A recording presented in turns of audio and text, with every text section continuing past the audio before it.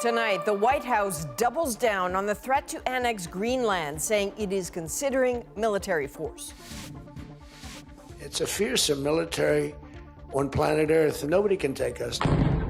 On the heels of the stunning capture of Nicolás Maduro, fears over what could come next. We stand with Denmark, we stand with Greenland. As Canada and Europe rally their support. It's like Amazon for illegal drugs. Click, add cocaine to the cart, and wait for your Canada Post delivery. Could you believe your eyes when what you were seeing? No, it's unbelievable to see this on social media. CBC News investigates why it is so hard to crack down on online drug dealers. And the Blue Jays spend big on off-season signings. Nice to meet you. Go Blue Jays. But will fan favorite slugger Bo Bichette be back? From CBC News, this is The National with Chief Correspondent Adrian Arsenault. Thanks for joining us. Fresh off that stunning military operation in Venezuela, the United States is now escalating its threats to take control of Greenland. The White House tonight saying one of the options, using military force. The concerning rhetoric overshadowing a meeting of European allies and Canada about Ukraine. Leaders standing by Greenland, a territory of NATO member Denmark, raising fears about the future of the alliance if the U.S. made a move. Katie Simpson now with Donald Trump's threats of force and the world watching for what could come next. Donald Trump basked in applause from Republican lawmakers. Thank you very much. As he celebrated the success of the U.S. military operation in Venezuela. We have the most powerful, most lethal, most sophisticated, and most fearsome. It's a fearsome military on planet Earth, and it's not even close. You know, I've been saying it for a long time. Nobody can take us. That projection of strength is now causing alarm as the Trump administration draws up plans to potentially seize Greenland and bring it under American control. In an email to CBC News, White House Press Secretary Caroline Leavitt said acquiring Greenland is a national security priority. The president and his team are discussing a range of options to pursue their goal, adding the U.S. military is always an option at the commander-in-chief's disposal. Greenland should be part of the United States. Nobody's going to fight the United States militarily over the future of Greenland. The renewed threats targeting Greenland, the autonomous territory of Denmark, which is part of the NATO security alliance, loomed large over previously scheduled meetings about Ukraine, including the Prime Minister's face-to-face with Denmark's Prime Minister. We stand with Denmark, we stand with Greenland. Our closest partnership is with the United States, and we'll work with everybody to make sure that we move forward together. Other world leaders took a more direct tone. No member of NATO should attack or threaten another member of NATO, warned the Polish Prime Minister. Otherwise, the alliance would lose its meaning, he said. In the wake of the U.S. military operation in Venezuela, Trump appears emboldened, aggressively pushing ahead with his foreign policy agenda, demanding American companies gain access to Venezuela's vast oil reserves. I'm also meeting with oil companies. Let's go. You know what that's about. We've got a lot of oil to drill. Which is Trump's tone is unsettling to his critics and even some members of his own party. I can see how this will destroy goodwill in Venezuela, the same way in Greenland and Canada it's destroyed goodwill. The whole idea that Canada will become a 51st state has destroyed goodwill, so I think we need to be more careful with the way we treat the world and have more respect. Trump does not have a history of changing his tone. He's moving ahead with his agenda with plans to meet American oil executives Thursday. So, Katie, Trump now says, Venezuela is going to hand over oil to the U.S. How's that going to work? Yeah, it's a claim the president posted on social media saying Venezuela will turn over up to 50 million barrels of sanctioned oil to be sold at market value, with Trump controlling the money. The U.S. has a lot of leverage in this moment to try to make this happen. It has warships docked off the coast of Venezuela and has already been imposing a partial blockade. All right. That is Katie Simpson in Washington. Tensions are high both inside Venezuela and among its neighbors, who are fearing the U.S. military could be headed their way next. Paul Hunter is in Colombia near the Venezuelan border. So, Paul, what have people been telling you? From the Venezuelan government, Adrian, there is defiance. From the Venezuelans we met with, a mix of uncertainty, some hope, frustration, and anger. In one of the deeply Venezuelan neighborhoods near Cúcuta, Colombia, just inside the Colombian border, those who fled Venezuela years ago now try to make sense of what's happening in their home country. Say some, nothing's changed. This woman, who came here 9 years ago, spoke to us only after covering her face. Even with the new president, she says anyone who says anything against the Venezuela government will go to jail. So we're back to the same thing again. Days after that U.S. raid to remove from power Venezuelan President Nicolás Maduro, we hear from this man, Venezuelan Oscar Machado, only disdain for Donald Trump. It's a violation of Venezuelan sovereignty and international law, he tells us. Trump is always pointing at people who break the law. Here he is doing just that. A couple of blocks away, the bridge from Venezuela crossing into Colombia was jammed. On the Colombian side, trucks are inspected. Papers double-checked by freshly placed authorities. But in Venezuela, there's loud support for the now jailed in America Maduro. While interim President Delcy Rodriguez labeled Trump's move unprecedented aggression, and as Venezuela's Attorney General told the country's sitting heads of state, such as Maduro, have, as he put it, absolute personal immunity and cannot be arrested or prosecuted by foreign courts, even falsely. But to those who want real change now in Venezuela, Luis Carrero, who works with popular opposition leader Maria Corina Machado, says, in effect, be patient. It is changing, he says. What Trump has done is a step in a long process. The regime had been around for 26 years. This is a step.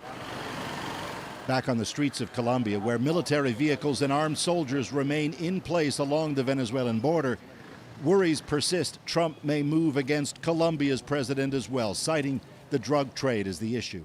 And so Gustavo Petro continues to slam the U.S. president for even suggesting such action. Petro saying Trump has, quote, a senile brain. Those who voted for Donald Trump, he added, voted for a greedy outlaw. Meanwhile, in Colombia tomorrow is set to be a day of national protest with demonstrations planned for town squares and city squares throughout the country. The president himself says he'll take part in one of them and will address the nation as tensions in this country, Adrian, escalate. All right, thank you, Paul. That's Paul Hunter in Cúcuta, Colombia. Now, at those meetings in Paris we talked about earlier, Ukrainian allies, including Canada, made security guarantees for Ukraine in an effort to reach a peace deal with Russia. There is a lot of momentum in this process. And that's why it's important that Canada is here. That's why I'm here. According to the declaration, if the deal happens, allies would participate in U.S.-led ceasefire monitoring and provide Ukraine's military with a range of support, including troops, to deter potential future Russian attacks. What Canada would provide is still unclear. Russia has not commented. Now, back in this country, a 13-year-old Nova Scotia boy has died from his injuries after being attacked by 3 dogs over the weekend. This all happened in the rural community of Welshtown on Saturday, outside of the town of Shelburne, about 200 kilometers west of Halifax. Kayla Hounsell is in southwestern Nova Scotia tonight. So, Kayla, what can you tell us about what happened? Well, Adrian, we don't have a lot of details, but the RCMP say the boy was riding his bicycle past a property when 3 dogs attacked him. They described the dogs as large breed without saying specifically what kind. We know it happened in the rural community of Welshtown, which is not far from where I am here tonight. And very sadly today, municipal and school officials have confirmed the boy has died. I have been speaking with a close family friend who says his name is Drew Nickerson, a 13-year-old grade 8 student. She says he was just a wonderful kid with a big, big heart. Okay, this is terrible. The dogs and the owners, what else do we know about them? Not much. The RCMP say no charges have been laid. We don't know whether there had been any previous complaints about these dogs. We do know that all 3 of the dogs have now been euthanized, and the RCMP says its investigation is very much ongoing, Adrian. Kayla, this is all obviously so brutal for the boy's family, for the community. Are you hearing anything from them at all? Well, the boy's family is very understandably asking for privacy. Look, these are small communities, so people here will feel this deeply. A lot of people here will know the boy or know his family.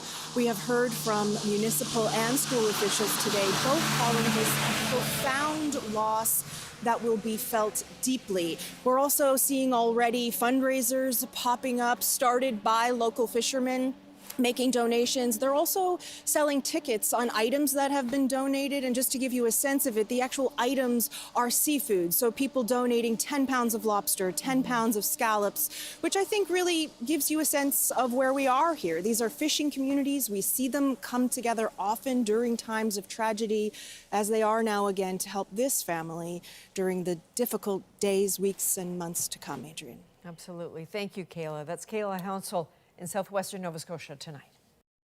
The Swiss bar at the center of a deadly New Year's fire went years without a safety inspection. Investigators have zeroed in on the ceiling lined with foam as the likely accelerant.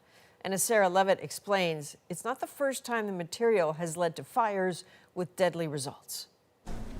The memorial outside Le Constellation continues to grow. Commemorating the 40 lives lost in this Swiss ski town, another 116 were injured.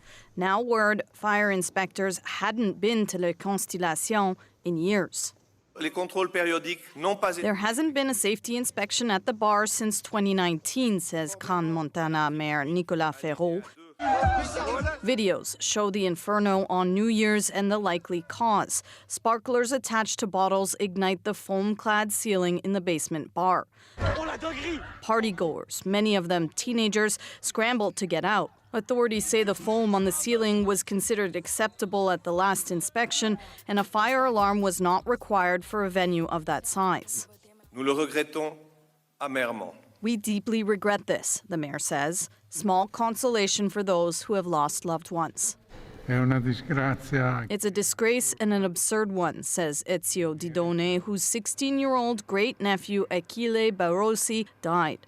Foam-lined ceilings have contributed to other deadly fires. In 2013, a flare set fire to the ceiling of a nightclub in Brazil, killing 242 people and injuring more than 600. And in 2015 in Bucharest, a nightclub fire killed 64 and eventually led to the resignation of Romania's prime minister. In Canada, certain acoustic foam, often used in music venues, is legal as long as it's covered by a thermal barrier like drywall. We were very conscious of this kind of risk, and anytime our inspectors encountered that kind of material, they immediately took action to have it removed. In Crans-Montana, authorities promised to inspect all public buildings as soon as possible. The 2 bar owners are being investigated for negligence, but so far aren't facing any charges. Sarah Levitt, CBC News, Montreal. Nestlé has recalled some of its baby formula sold around the world, but the company says there's no impact in Canada. Nestlé is recalling baby formula in more than 30 countries. It says the products could be contaminated with a toxin that can cause nausea and vomiting. No illnesses have been reported so far. And there's a warning tonight about a measles exposure at the Montreal Children's Hospital ER. People visiting the emergency room on New Year's Day may have been exposed. In December, officials recorded the province's first measles case in months. And the parents of an Ontario boy are speaking out tonight about the potential risks at indoor play parks. As Ali Chiasson shows us, their son was injured when he fell from a zip line that the provincial safety regulator says shouldn't have been there in the first place. A parent's nightmare. At an Ontario indoor trampoline park, 11-year-old Raman Azizi checks the harness at the top of the zip line, but he doesn't make it far. His mother recording the frightening moment he was injured. When I see him, I was like out of my mind that time. I ran as fast as I could, thinking all things to the extreme. Raman's parents worried about injuries to his spine or his head. When I went down, the first thing my son said to me, "Daddy, am I dying?" Raman was taken to Toronto's Sick Kids Hospital. His family says he suffered internal bruising but is going to be okay. It must have been so scary. Do you remember how you felt? I was feeling very traumatized and scared. We asked an expert in zipline accidents to watch the video. He says he'd want to know if there was a secondary carabiner attaching the harness to the line. So if something fails, you've got a backup. And whether the facility had enough staff. And really, you need people at different connection points watching everybody.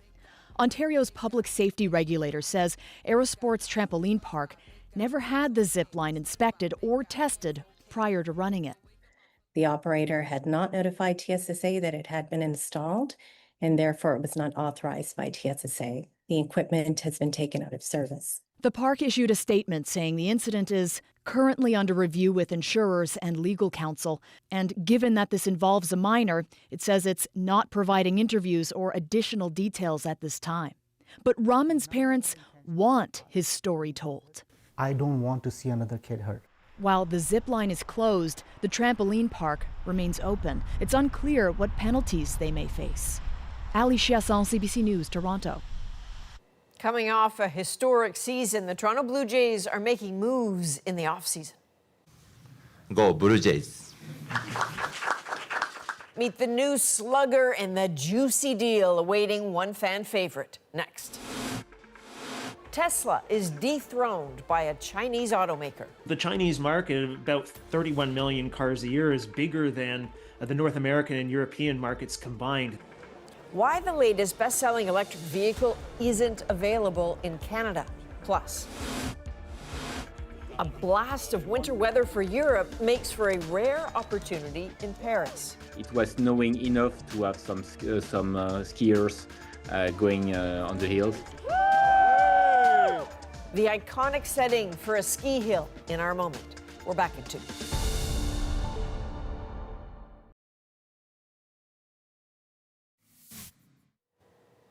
A welcome bit of help for some in eastern Newfoundland today. More than 300 pounds of frozen cod was distributed to people who lost their homes in the summer wildfires. Many lost freezers full of fish and game to eat over the winter. Things are starting to look up finally. A huge thank you from the bottom of our hearts. Really, really means a lot. About 200 homes were lost. An organizer of the event said giving out the fish is simply the right thing to do. And that's a mess. A wet and snowy blast of winter north of Vancouver. The mountainous sea to sky region is expected to see as much as 25 centimeters of snow. It's all turning roads to slush, very messy for drivers. Now, coming off their most successful run in more than 30 years, the Toronto Blue Jays are making some high-powered off-season plays. As Thomas Daig tells us, the Jays are spending big in the hopes of knocking a championship out of the park. Early favorites to return to the World Series, the Blue Jays are spending big. Their latest $60 million signing, slugger Kazuma Okamoto. Thank you for your support. Nice to meet you. Go Blue Jays. A star in Japan, now wearing Toronto's colors for the next 4 years. Joining newly signed pitchers Dylan Cease and Cody Ponce, pushing Toronto's estimated payroll to $294 million US so far, a club record. There's plenty for Blue Jays fans to be excited about. When you look at the offseason, they've been really aggressive and they've spent more money than any other team in their division. Toronto is also said to be chasing baseball's top free agent, outfielder Kyle Tucker.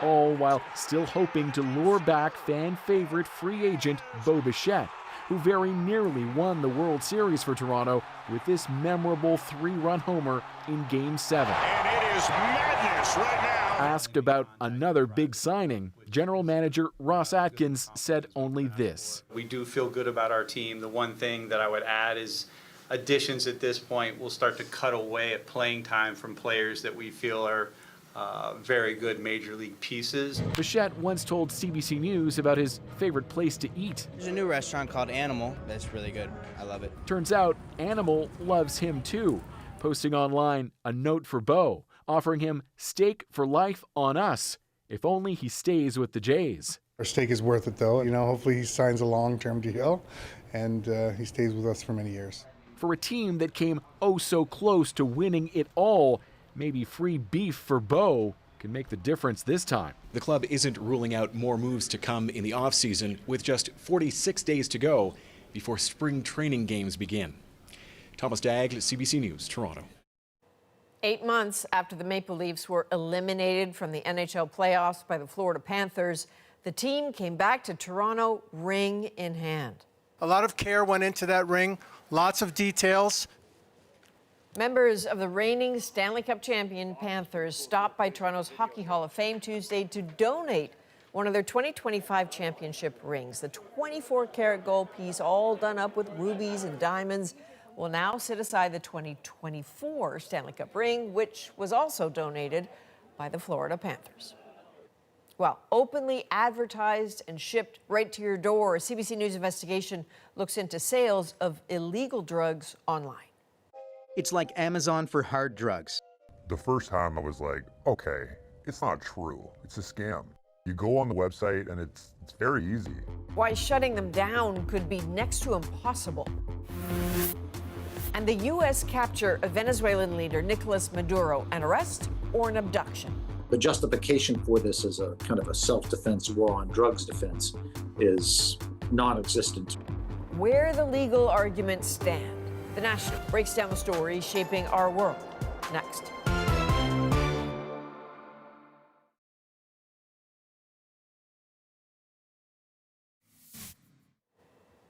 Air Transat pilots have ratified a new 5-year deal. This is the first negotiated agreement with the airline, the union says, in more than a decade. Last month, both parties reached a tentative deal, narrowly avoiding a strike just before the holidays. The share price of Tesla, now ranked second globally in electric vehicle sales, slid today, down more than 4%. Nisha Patel looks at how its Chinese rival is pulling ahead, even though you cannot get their cars here. Tesla's stock is sliding after losing its spot as the world's best-selling electric car maker to Chinese company BYD for the first time ever. BYD says it sold 2.3 million battery-powered cars globally in 2025. Tesla sold 1.6 million, slipping 9% from the year before. Part of that has been the removal of consumer subsidies in both the United States and Canada. Part of it has been reputational damage from Elon Musk. BYD's sales are surging in Latin America, Australia, and the UK. The company is able to produce some of the cheapest EVs, thanks to low labor costs and huge government support. The Chinese market, about 31 million cars a year, is bigger than the North American and European markets combined. This gives BYD and other Chinese manufacturers enormous economies of scale. BYD models aren't available for sale in Canada after Ottawa and Washington imposed a 100% tariff on all Chinese-made EVs in 2024. Automakers say that's necessary to protect the budding EV industry here and the substantial government investment to support it. I don't think there's a way at this point in time where Canadian production of EVs could be competitive in that regard. But Canada's icier relations with the U.S. could ease trade barriers with China. Beijing has floated lifting its duties on Canadian canola if Canada scrapped its EV tariffs. Ottawa is reviewing the tariffs, but it's not clear when a decision might be reached. That would be a good move to allow some of the Chinese manufacturers in, because we need to get more mass market adoption of EVs. And part of that movement for more mass market adoption is a lower upfront sticker price. That would open the door for more affordable options for consumers and rev up Canada's sluggish electric car market. Nisha Patel, CBC News, Toronto. Now it's time to dig deeper into the stories shaping our world. When the U.S. military seized President Nicolás Maduro, was it an arrest or an abduction? He is a fugitive of American justice. the boundary between domestic and international law. But first, these websites operate like regular internet businesses. the internet marketplace offering easy access to illicit drugs. You got sober again. Yeah, until I saw the ads on social media. Online traffickers with sophisticated networks operating right in the open. Omar Debaghi Pacheco tracks the websites and breaks down why the online drug trade appears so hard to shut down. It's like Amazon for hard drugs. The first time I was like, okay, it's not true. It's a scam. Cocaine, heroin, MDMA. You go on the website and it's very easy. Paid for with credit cards and e-transfers. They're positioning themselves as an ethical drug dealer. Delivered to your door by Canada Post. Did you try it that moment? Yeah, on the spot. It's cocaine. A while ago, my producer Ryan and I started noticing ads popping up on Facebook and Instagram. These ads were offering pure cocaine, not subtle, not discreet, open advertising on the open web. We started digging, and for a lot of people, what we found is going to sound unbelievable. These are drugs that are highly addictive and highly illegal. For weeks, we spoke with nearly a dozen people who have been buying these drugs online. Eventually, we heard from one person who came forward offering to talk about their experience. We're about to meet our source, and he's agreed to meet us on 2 conditions. 1, he doesn't want his face shown. 2, he doesn't want his voice heard. And that's because he's worried about what this all could mean for his family and for his job. Hey, thanks so much for coming in. My relationship with this drug, love, hate. I had a dream about many things. The cocaine, in a certain way, destroyed this dream. One of the dreams was to become a cop. It sounds like you said you lost that dream because of your relationship with cocaine. Would you say it was an addiction? Yeah. How often were you using? Too much. You got sober again. Yeah, until I saw the ads on social media. So you have this ad, it looks professional. You go on the website and it's very easy. It's like on Amazon. You have many drugs and you have cocaine. Could you believe your eyes when what you were seeing? No, it was like a scam for me. I didn't believe it. I was like, it's unbelievable to see this on social media. He says he stopped using cocaine a long time ago, but with so many ads popping up in his feed, old habits got the better of him. He ordered, and pretty soon he had a Canada Post tracking number. Days later, a message, his package had arrived. To his surprise, it worked. I go to the mailbox, I open up the package, and I was like, okay, it's real. It's real stuff, it's real cocaine. I don't have to go on the road with some dealer who I don't really know. Did you try it that moment? Yeah, on the spot. You've experienced cocaine but many times before. Yeah. How did this compare, this particular cocaine? When I tried the drug, I was like, okay, I don't know if it's 70, 80, 90%, but I know it's good stuff. And according to the Canadian Centre for Substance Abuse and Addiction, very dangerous. They can lead to strokes, coma, and in some cases, death. We've done a lot of stories, my producer Ryan and I, on street drugs and the fentanyl that's in it and the fear that a lot of people have that their drugs will be tainted with fentanyl. Is there any of that fear for you in that moment? No, you take the chance. We want to know for sure. Our source agrees to have his drugs tested, and that's how we end up in this drug testing center in Quebec. When we tell them how we got these drugs through a Facebook ad, they're not surprised. We know about it. We've known about it for a while. So I thought that it was pretty much common knowledge. People bring drugs here 3 days a week. Maud Chouanière is one of the people testing them. We were surprised at first, but now it's becoming a normality. I mean, I wouldn't say half of what we test is on the clear web, but I'd say it's a good portion of the drugs we test. For our source, this visit is a first. We want to have like a fine powder. This is a fentanyl strip. So for the fentanyl strip, we really don't need a lot of cocaine. Came back negative. So now you can see, it's giving me like a match.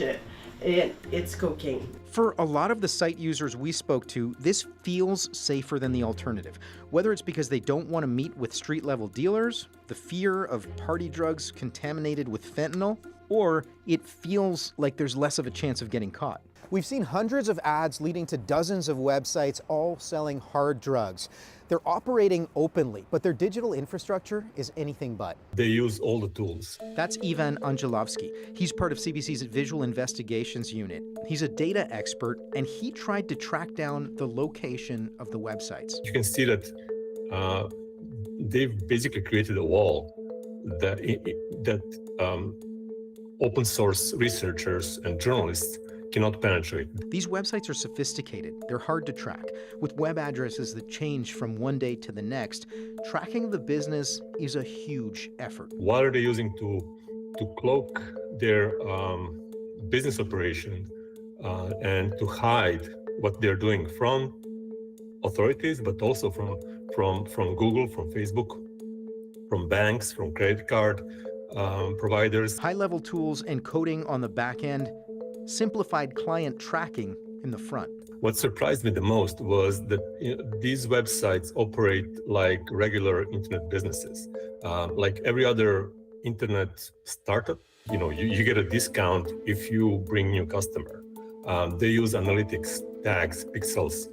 They watch their customers, basically their every move. If you put your email without doing the purchase, they would send you reminders, basically, hey, you have this in your cart. You might be wondering how these ads end up on social media feeds anyway. Well, platforms like Facebook and Instagram make billions of dollars in profit from advertising.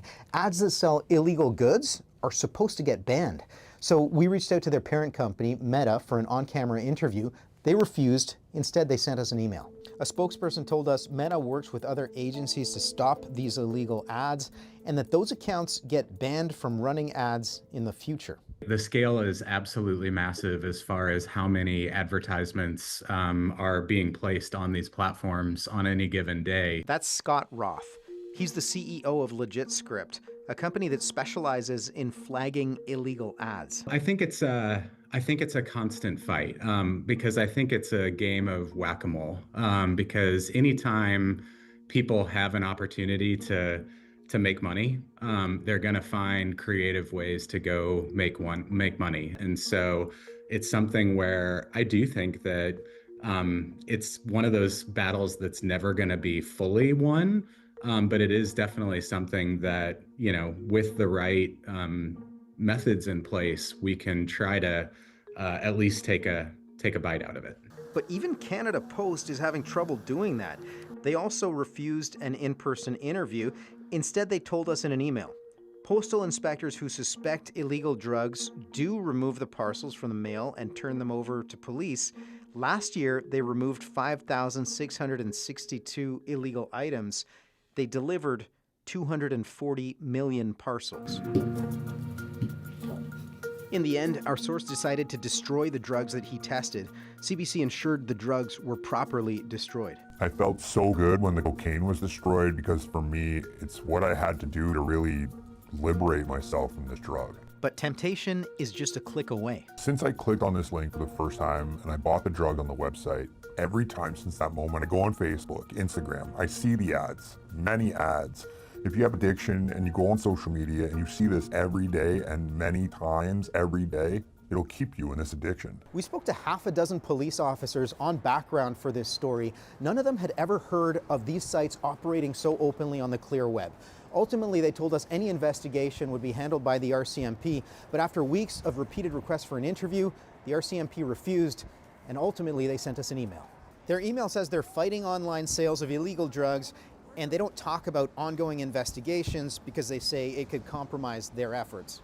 What is clear is this: the system that is supposed to stop deadly drug trafficking, from Meta's policies to Canada Post deliveries to the RCMP's policing efforts, it's not shutting down these sites faster than they continue to pop up.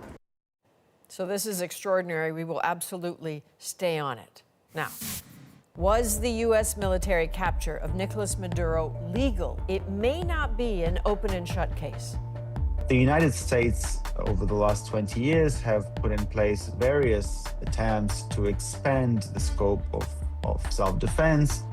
When we come back, a look at the law the U.S. is relying on.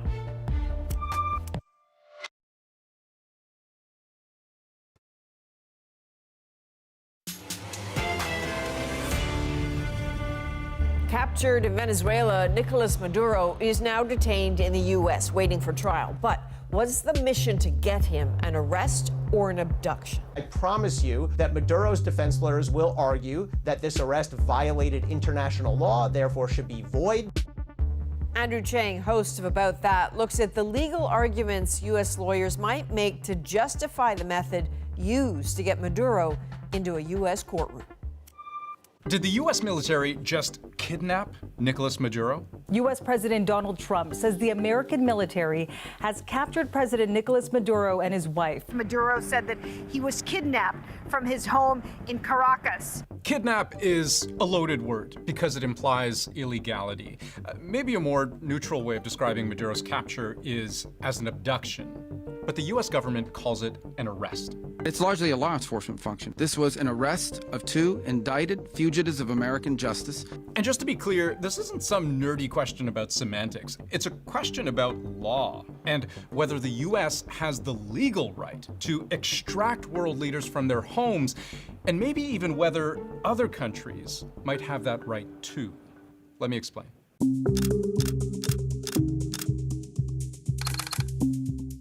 If there's something that feels off to you about one country unilaterally claiming the authority to waltz into another and then put their leader in cuffs, it's probably because your perspective is rooted in international law.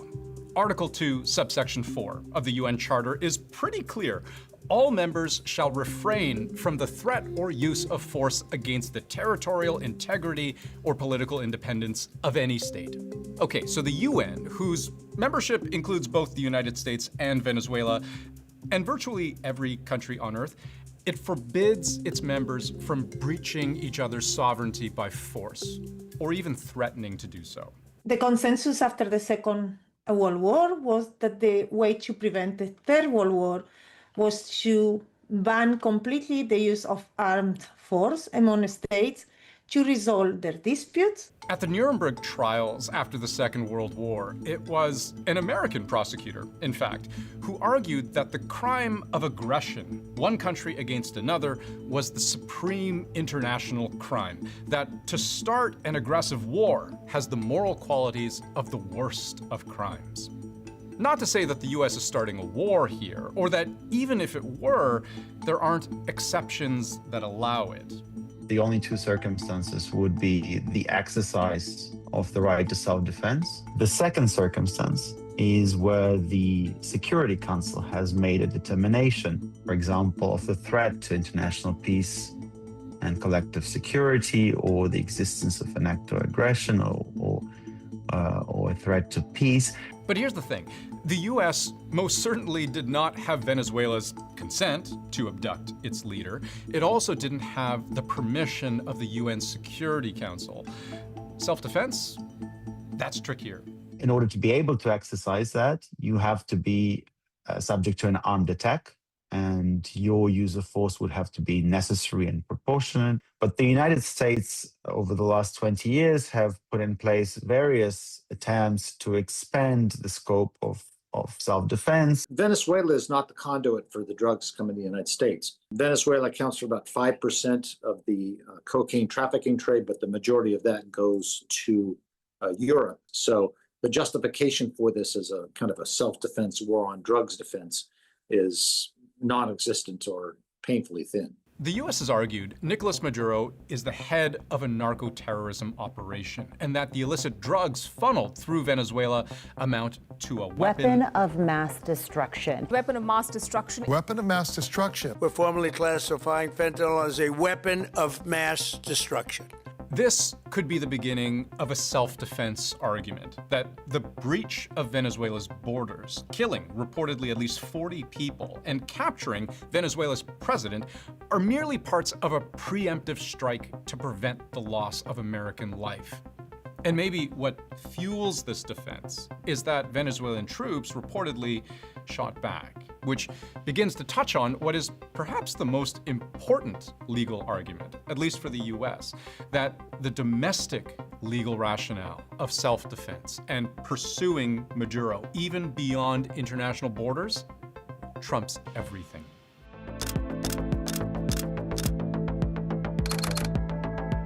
Part of what makes the legality of Maduro's arrest so confusing is that we're really talking about 2 types of law. There's international law, and then there's US domestic law. It was very telling to hear Secretary of State Marco Rubio say this in an interview with ABC News.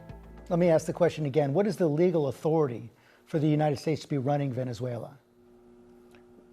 Well, I explained to you what our goals are and how we're going to use the leverage to make it happen. As far as what our legal authority is on the quarantine, I'm very simple. We have court orders. These are sanctioned boats, and we get orders from courts to go after and seize these sanctions. So that's, I don't know, is a court not a legal authority? Put simply, U.S. law is what grants U.S. law enforcement the right to do what it does, which is to arrest people. And there is a years-long legal case that has been built up against Nicolás Maduro. As we can see in this brand new unsealed indictment, he's facing 4 counts: conspiracy charges related to narco-terrorism and the importation of cocaine to the United States, as well as 2 charges related to the possession of machine guns and destructive devices. The indictment accuses Maduro of having partnered with some of the most violent and prolific drug traffickers and narco-terrorists in the world, that he allows cocaine-fueled corruption to flourish for his own benefit, that he and his inner circle provided law enforcement cover and logistical support for the transport of cocaine through Venezuela, and that he and his wife ordered kidnappings, beatings, and murders against those who owed them drug money or otherwise undermined their drug trafficking operation. The U.S. government considers Maduro a fugitive of American justice. There's been a bounty for his capture, $25 million under the Biden administration, and then doubled to $50 million under Trump's.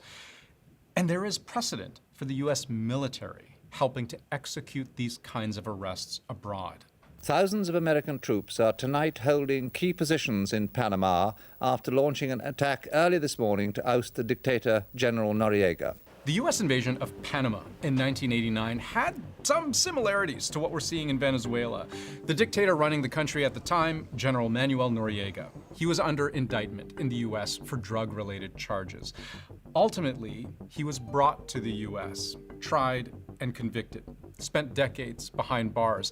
And leading up to the U.S. invasion, which set this whole series of events in motion, this legal opinion from within the U.S. Justice Department on whether international law forbids the U.S. president from authorizing forcible abductions. The conclusion? We do not believe that it does, and that the text of Article 2, subsection 4 of the UN Charter does not prohibit extraterritorial law enforcement activities. So this isn't war, said the United States then, and may very well say now. It's just making an arrest. At the end of the day, what the Trump administration argues is that it is following its own set of rules, and that international law doesn't apply here. But even if it did, consider once more the case of General Noriega of Panama. After the U.S. invasion, the UN General Assembly voted 75-20 to condemn it as a flagrant violation of international law and the independence, sovereignty, and territorial integrity of states. A majority of the UN Security Council also voted to condemn it. But where did that resolution go? It was vetoed by the United States, which, as a permanent member, has that authority. So, thinking beyond this one operation in Venezuela, we're going to run the country until such time as we can do a safe, proper, and judicious transition. The question really is, how much coercion is legal? And for those other world leaders watching and following Trump's example, what stops them from asking the same? Maduro's next court date is set for March 17th, with a potential trial possibly months later. Well, coming up, locals make the most of the snow in Paris. It was snowing enough to have people going to ski in Montmartre. How they turn the popular site into a ski hill in our moment.